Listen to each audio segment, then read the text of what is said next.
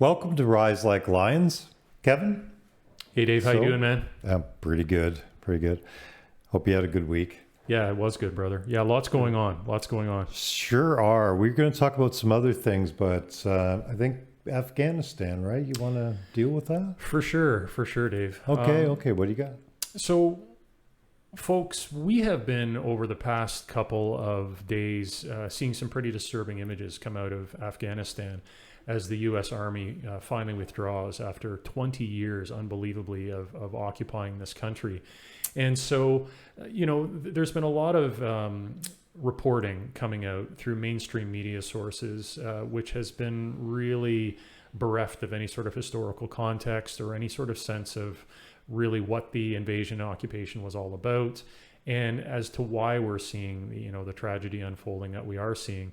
I want to be really clear. To me, the withdrawal of American troops is not a tragedy, but the fact that there are desperate people trying to flee the country, the fact that there are real and legitimate concerns about women's rights, these things are in fact very, very concerning.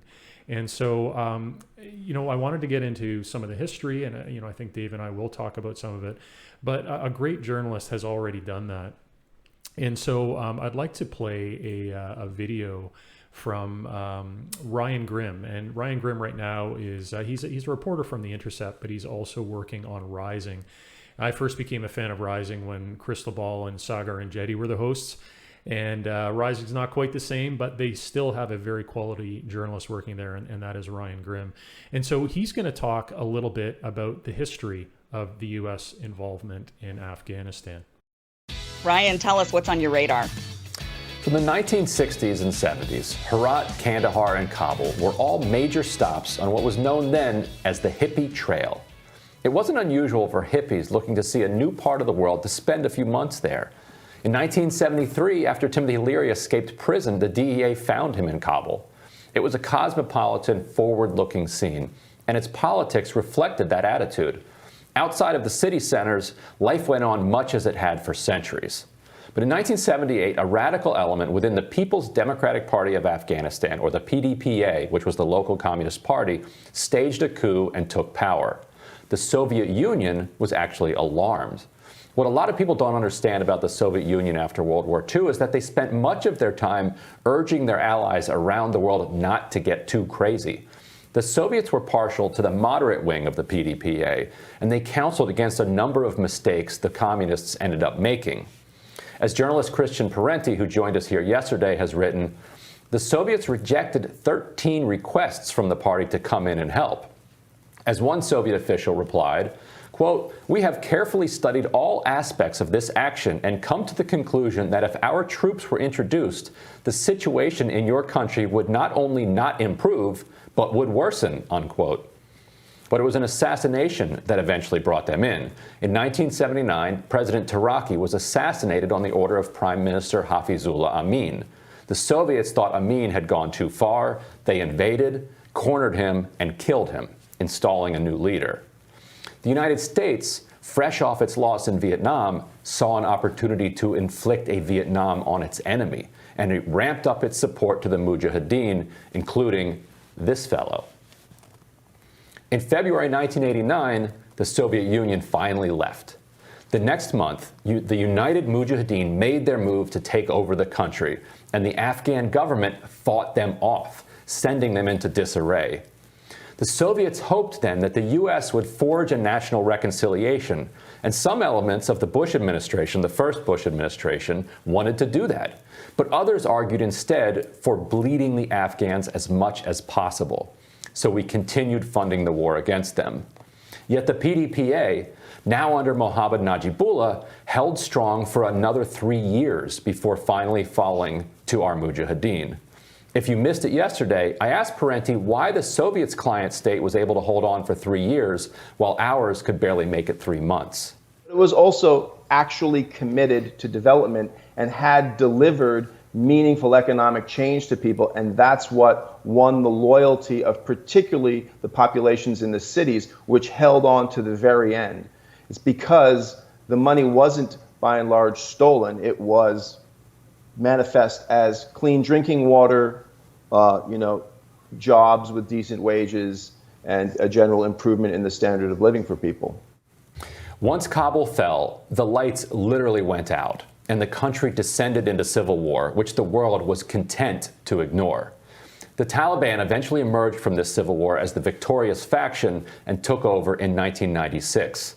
Their imported extremism wasn't popular, but their ability to actually govern in areas they controlled and their reputation for anti-corruption gave them a base of support. They found Najibullah holed up in a UN compound in Kabul, grabbed him, tortured him, castrated him, and killed him.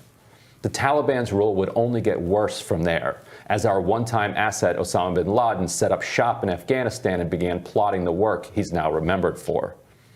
When the U.S. invaded after 9/11, the Taliban quickly offered to surrender and also offered to turn Osama bin Laden over to a third party to be tried. For years, when conflict had ended in Afghanistan, one side surrendered and was brought back into society.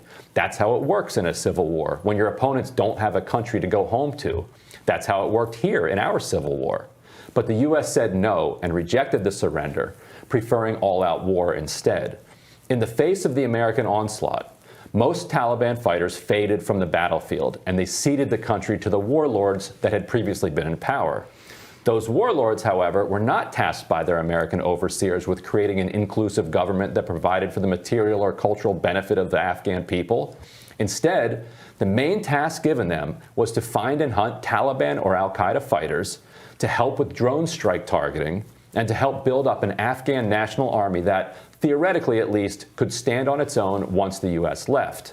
But there weren't many Taliban left, and there were close to zero al-Qaeda, so the warlords largely manufactured enemies, sicking the U.S. military on internal rivals.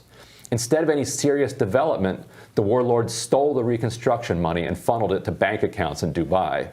And so, within weeks of the U.S. leaving Afghanistan, the figment of a government evaporating quite probably sold for cash to the Taliban. The images are disturbing. So we'll leave off there, and I just want to say again that Ryan Grimm does a great job at actually laying out the history of Afghanistan and what happened. And I think that, you know, Dave, to me, what strikes me about the reporting that we've been seeing is that there's no addressing of this history at all. There's no addressing of the fact that, you know, the United States was never in Afghanistan for the benefit of the Afghani people. They were never really in Afghanistan for any of the stated reasons. You know, Osama bin Laden, and this is something that I was aware of back when it happened because I was following this issue very closely. I was a young university student at the time. I was involved in a lot of anti-war work. And immediately when the U.S. threatened invasion, the Taliban offered up Osama bin Laden and also offered, you know, peace talks, basically. In Afghanistan, they have a name for it called a Loya Jirga, which is where all the warlords, all the tribal leaders come together and they decide what kind of government they want to have. Right. The intention was never to create a stable Afghanistan, a democratic, a free Afghanistan. And I think that, you know, what's missing from the reportage is this, and what Ryan probably isn't even able to get into himself, is that, you know, what happened in Afghanistan, people are comparing it to Saigon in 1975. It's entirely accurate because once again, you have basically U.S. imperialism. You have a massive military industrial complex, and you have a bipartisan consensus within the United States. Both parties, Democrats and Republicans, support what is basically mass murder for profit. And it is a huge part of the United States economy. It's present around the world in its effects, whether it's Vietnam, Afghanistan, Iraq, Libya, Syria, you name it. There's a trail of bloodshed. And so this is the context we need to keep in mind. And I'll just say one last thing before I get your thoughts, Dave. Mm-hmm. I want to say that, again, the concerns for human rights are very real in Afghanistan. The concerns for women's rights are very real. And they're serious. And there are things that we need to do as an international community to support the people who will very likely experience repression under the Taliban. But we've got to be very clear. And I have serious disagreements with Joe Biden on too many issues to get into. But I'm not going to mention them today because this man needs props right now. He actually did what 4 presidents could not do before him. 20 years of invasion and occupation, he actually had the courage to bring the troops out. And so although the situation there is desperate, there's a lot that's going on, it was the right thing to do. And I am beyond pleasantly surprised to see it happen. And yeah, Dave, what's been your take on watching the last couple of days unfolding on Afghanistan? Couldn't watch this time. Couldn't watch. It's endless with Afghanistan. And I knew it simply was not going to go as well as they thought. I also gave props to Biden, and my God, I never thought I'd say that in my life. However, it's a cold day in hell, Dave. It's been a cold year in hell, because I've had to say that a lot about Joe Biden, and I never did through his whole career. Now, Bernie Sanders assured all of us he was not quite the person we thought. He'd be responsive to his voters, his electorate, and it turns out he's starting to do that, And this is one case, Donald Trump up there with his bravado now, and I do give him props. He brought this stuff up, and he intended to go through with it, but they still played horrible games with people's lives and with Afghanistan's economy. It was something like 5,000 Taliban who had been captured that they let go prior to Joe Biden coming in. The Trump government. Yeah, exactly. The Trump government. I guess it's important to specify that. They what they were intending was that they weren't to have any actions or anything else until after the election, hoping that would be part of making them look good so they'd come in. And whether or not they actually would have gone through with it then, well, they say they would have. It was Trump's idea to finally go through with it. Maybe they would have, but only with the intention clearly of mayhem. So no, I couldn't watch it. I am very glad for it, even with the mess that it is right now. Yeah. I understand there's people leaving, everything else, but when do you do it? Yeah, and I think that's a good point, because there's been this real disappointing bipartisan assault on this decision, right? And so you're seeing it in the mainstream media, you're seeing it from Democratic and Republican lawmakers, this criticism that it's some sort of a disaster, and you got to ask yourself, how would it not have been a disaster? I mean, you've propped up an illegitimate government for 20 years, right? Yeah. How would that not end badly? And also, you have to ask yourself the question. It was very clear the generals did not want to leave Afghanistan. The generals never want to leave these theaters of endless war, because that's where their power comes from. Usually. That's where their funding comes from. That's where all the funding that goes to the the Raytheons, the Halliburtons, all the military contracting companies. It is a business. It's a horrible, horrible thing to say, but it's a business of mass destruction. Yep. So they don't want it to end. And the voices in the media leading up to the withdrawal were unanimous in this sort of cry of, it's going to be so horrible when the U.S. withdraws. And, Biden actually postponed. If folks remember, Trump had said they were going to withdraw in May. Right. Biden postponed it for another couple of months. And so hopefully giving time to do it right. But I want folks to think about this. Do you think the generals had it in their interests to have a nice, orderly, peaceful withdrawal from Afghanistan?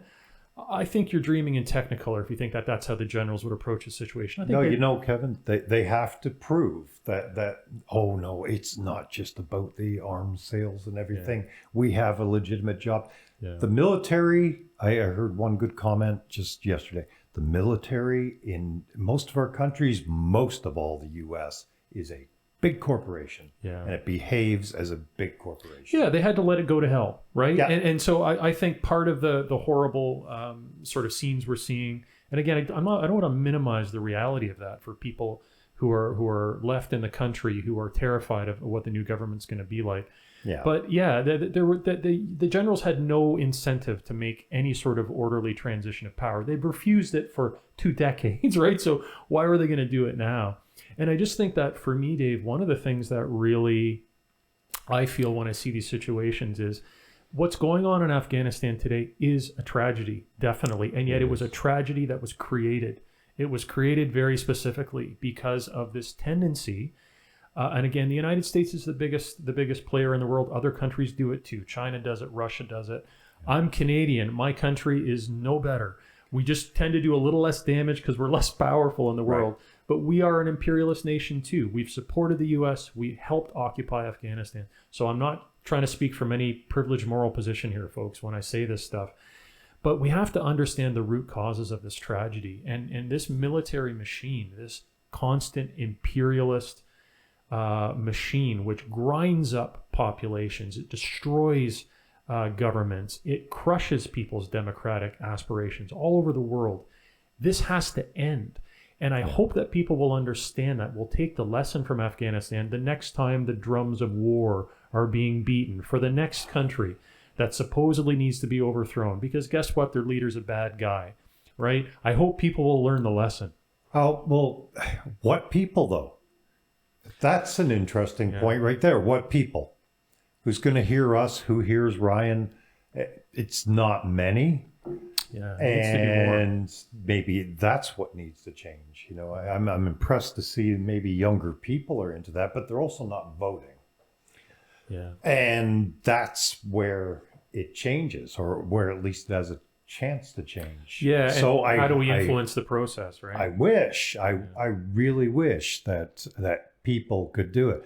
It's not about people any more than the Afghanis had any choice about the Taliban itself or about the U.S. action there or any of it. Yeah. The average people there had, well, it wasn't the people alive right at that time, but not long before, and certainly parents and grandparents had seen when the Soviets were there. A lot of problems, a lot of bad things about that. Yeah. But also normalizing of modern life, also educating of women, also Definitely.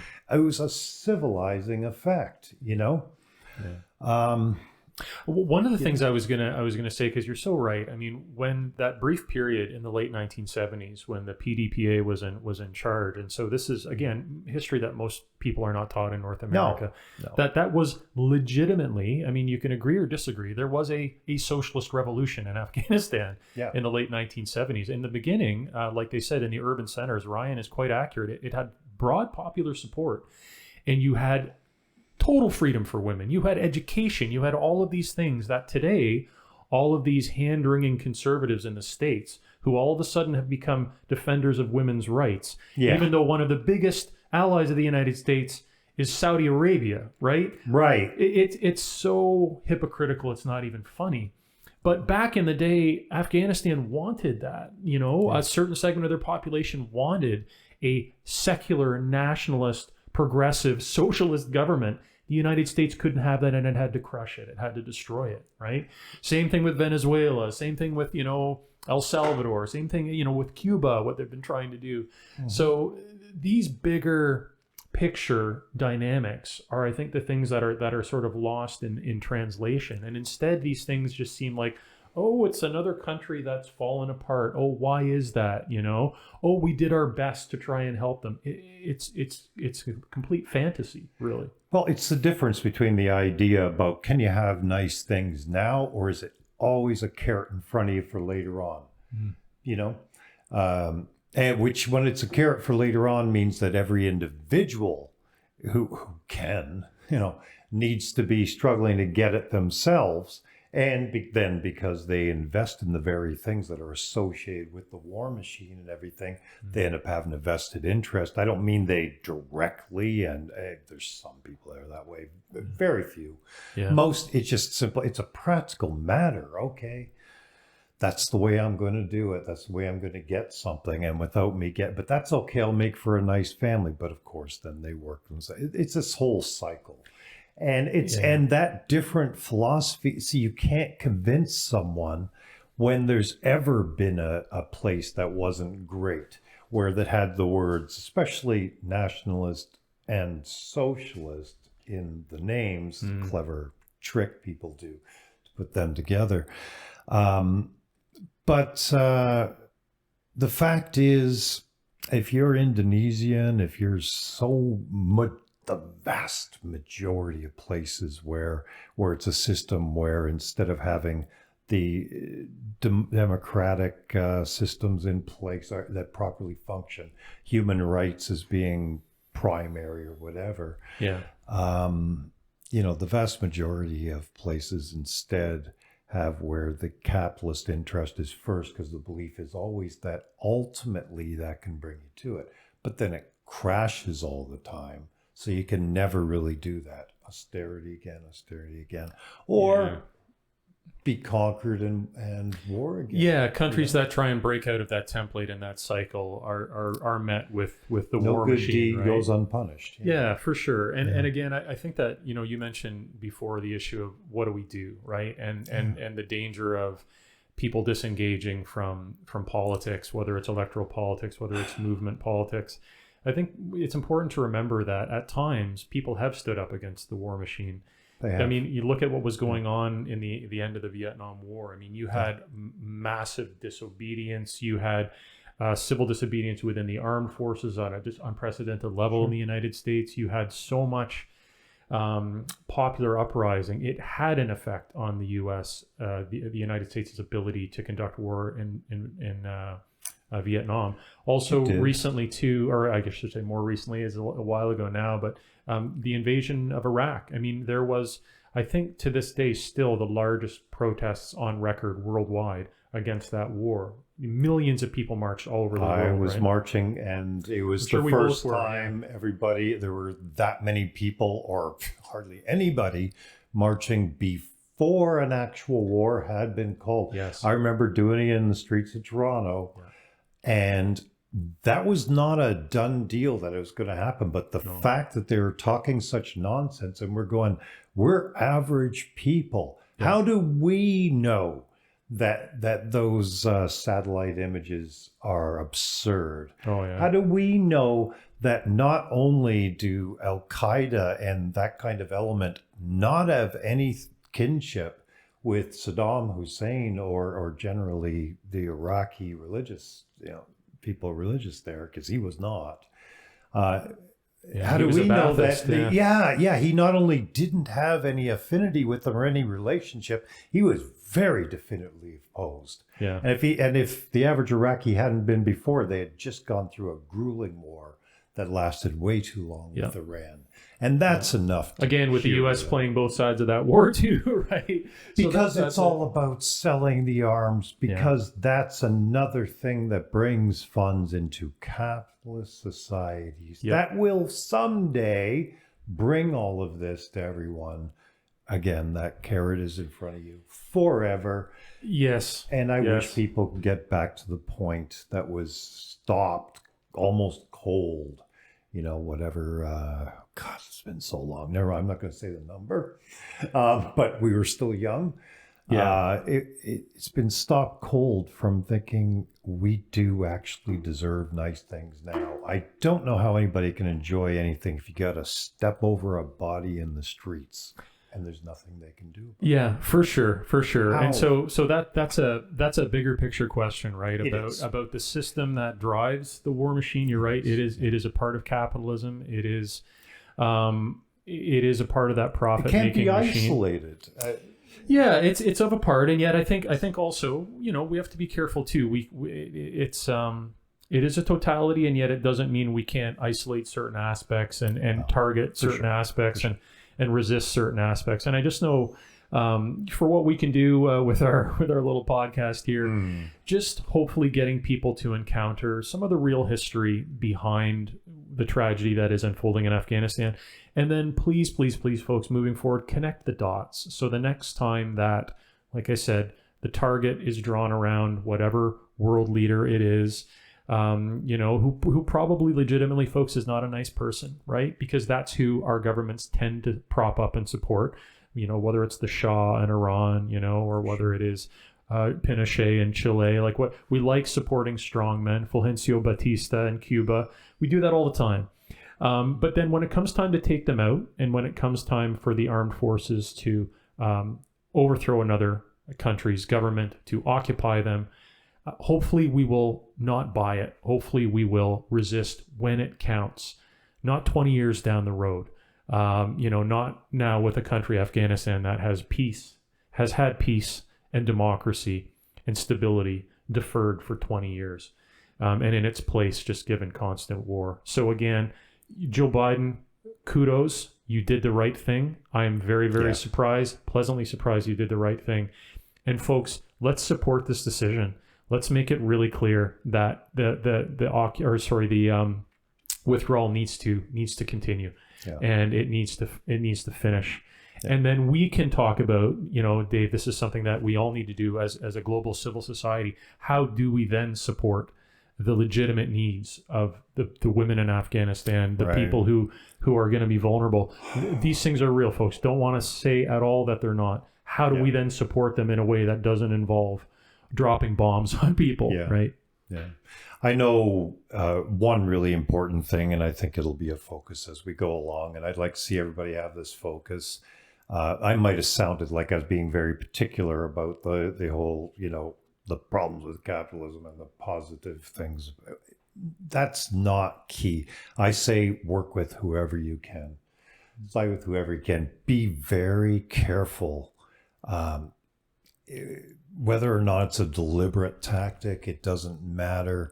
It's a thing that happens where we can be divided over things that aren't even relevant to something like that. So somebody can be diehard capitalist, but if they have a heart and they have enough intelligence, they've followed up and looked into these things, or just paid attention all along, and they're willing to help, spread the message in these times when we can, so much easier than ever before. For sure. So that maybe we do influence enough people and help them to see the light of this. Yeah. And that's what will lead to better solutions. And that's what might lead to the next time some excuse comes along for why the wrong person is great and the right ones and the needs of the people somewhere is secondary, and the generals have their influence again, that maybe there'll be enough people stand together that just won't work. For sure. And as you said, that has happened before. Yeah, and good point. Don't refuse allies. When you're going up against the forces that be and the forces of oligarchy and capitalism. You could say, I'm not going to go to your country club and I don't like golf. And I know it might be sacrilege to a Scotsman, but I know I do not like golf. Yeah. But anybody who's even wants me to come and meet the golf course to talk about it or what, I will do that. Yeah. And we will golf with anti-imperialists. That's absolutely. It. Only with anti-imperialists. Do any anti-imperialists golf? Yes, they do. I have actual evidence of this. I've been out a few times with a guy who is an amazing socialist and anti-imperialist. But there's probably not a lot of anti-imperialist golf. But the point is, it's like everybody's somewhere. But if what you have to get done and what is important is shared between you, no matter where anyone's at, like just don't focus in on other things for a little while sometimes to get something done. Yeah, 100%. 100%. Communicate. I think it's a really good point, Dave. And thanks for your thoughts and your discussion about this, folks. Thanks for tuning in. We're really glad that you were able to join with us in this discussion. Let us know what you think in the comments. We know this is going to be a somewhat controversial issue for a lot of people. There's different takes on this, and that's fair enough. But let's keep the conversation going in the comments, folks. And thanks for tuning in. And we will be back soon with another episode of Rise Like Lions. Thanks. We will. Thank you.